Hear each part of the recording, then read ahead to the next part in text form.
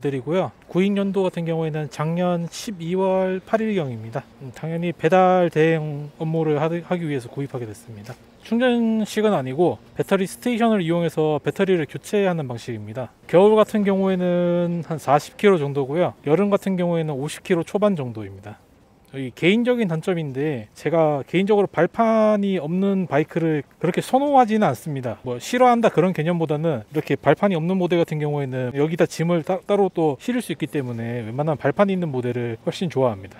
약간 이게 이제 직선으로 잡히는 개념이 아니고 이렇게 살짝 밑으로 꺾이긴 한데 심각하게 문제가 있는지는 않은데, 다른 이제 똑같은 바이크를 타시는 분들은 약간 손목이 많이 꺾여가지고 불편하시다는 분들도 좀 많다고 있습니다. 왜냐면은 이게 지금은 좀 내린 상태인데 제일 높은 상태로 올리게 되면은 지금은 따로 이렇게 연장 미러 설치해놨기 때문에 안 걸리는데, 이게 설치를 안 하게 되면은 바이크를 우측이나 좌측으로 이렇게 바이크를 최대한 꺾게 되면은 사이드 미러 같은 경우에 바로 윈드실에 닿게 됩니다. 그래서 이렇게 생치기 같은 게 바로 생기게 되고요. 후방 같은 경우에는 좀 많이 괜찮은데요. 전방 같은 경우에는 좀 맨홀이나 속도 방지턱이나 이런 거 넘어갈 때 좀 약간 빡빡 치는 소리가 나거든요. 제가 주행할 때는 웬만하면은 그런 구덩이 같은 거 만나면 최대한 줄이고 넘어가는 편입니다. 체인 전기 오토바이를 좀 많이 탔습니다. 뭐 고고로도 타보고 젠트로피도 타보고 좀 많이 타봤는데, 그래서 웬만하면 이제 체인이 없는 1일 방식 모델도 좀 할 때 좀 많이 기대되고요. 뒤에 쇼버가 하나밖에 없지 않습니까? OK1 같은 경우에는. 그래서 승차감도 어떻게 될지 참 궁금합니다.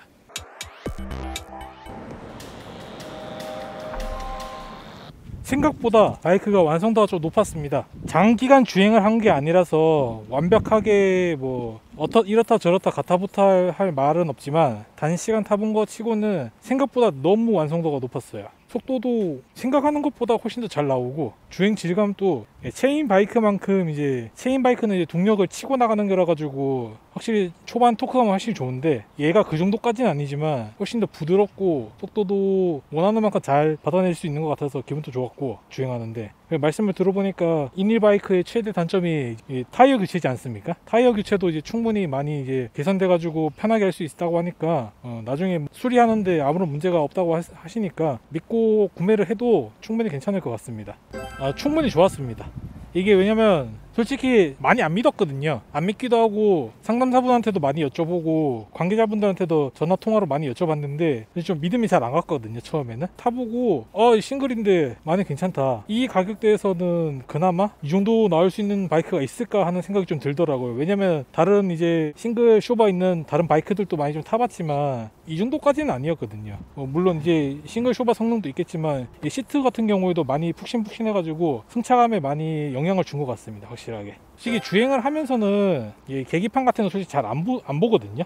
그래서 막 크게 신경을 잘 안 썼는데, 주행을 끝나고 저 관계자분들이랑 얘기를 했는데 터치 디스플레이로 좀 많이 이것저것 설정이 가능하더라고요. 보니까 시인성도 확실히 좋고 빛 많이 받는다고 안 보인다 이런 느낌도 없고, 진짜 완전히 한여름까지는 안 켜봐서 모르겠지만 충분히 괜찮은 것 같습니다. 99만원 솔직히 말이 안 되죠. 당장 V1 모델만 생각해봐도 그렇지 않을까요? 왜냐면 V1도 가격이 이것보다 훨씬 비싸잖아요. 근데 V1보다도 가격이 훨씬 저렴한데, 물론 이제 배터리 구독제를 이용해야 하긴 하지만 이 정도면은 솔직히 좀 돈 더 줘도 될 것 같은데, 이 정도면 99만원 아니고 이 정도면 한 150만원? 200만원 넘게 줘도 괜찮을 것 같아요. 네, 왜냐면 제가 타고 있는 바이크 같은 경우에는 281만원이니까요.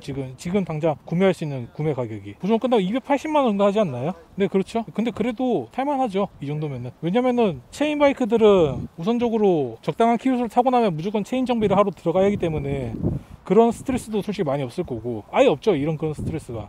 진짜 250만원에 갇히면은 이제 하루 충분히 탈 정도면 될 것 같거든요. 150 정도? 왜냐면은 보통 평균적으로 라이더 분들이 120? 많이 타시는 분들이 150? 더 길게 주행하시는 분들은 뭐 200km까지 타시겠지만 150 정도만 되면은 보통 평균적인 라이더들 운행하는 키로수에 딱 맞거든요. 근데 그거를 배터리 한 번도 안 갈고 가능하다는 거는 충분히 메리트를 넘어서죠. 120 나와도 하죠. 이게 120 나온다는 조건이 결국에는 이 메인 배터리랑 쿠루 배터리를 사용한 게 120일 거잖아요. 그리고 저는 강남이랑 서초에서 운행 중인데, 강남이랑 서초에서는 솔직히 쿠루 스테이션에 따로 스테이션에 영향을 받지는 않거든요. 다른 지역을 가지 않는 이상. 네, 알고 있습니다. 도까지는 모르는데 이게 어떤 바이크는 경사를 못 올라가요. 어떤 전기 바이크는 배터리 이제 한 잔량이 한 40% 정도 넘어가면은 언덕을 못 올라가는 곳이 있거든요. 바이크가 얘는 아직 안 해봤기 때문에 모르겠지만 얘는 잘 올라가겠죠, 당연히. 그 정도만 되면은 저는 120대도 충분하고 뭐 기대하는 거는 145 솔직히 기대하고 있고요. 120대도 솔직히 충분할 것 같습니다. 보통 전기 바이크를 고민하시는 분들이 대부분 하는 게 주행 거리거든요. 주행 거리 이거 하나만큼은 솔직히 만족할 수 있을 것 같아요. 뭐 어디서 주행하는지는 모르겠지만 서울, 경기 지방에는 쿠루가 스테이션 엄청 빨리 많이 깔고 있는 걸로 알고 있거든요. 어디서 주행하든지 솔직히 가능할 것 같고, 제가 봤을 때는 퀵 서비스를 하셔도 충분할 것 같습니다. 이 바이크 같은 경우에는 타사는 솔직히 어렵거든요. 얘는 충분할 것 같습니다.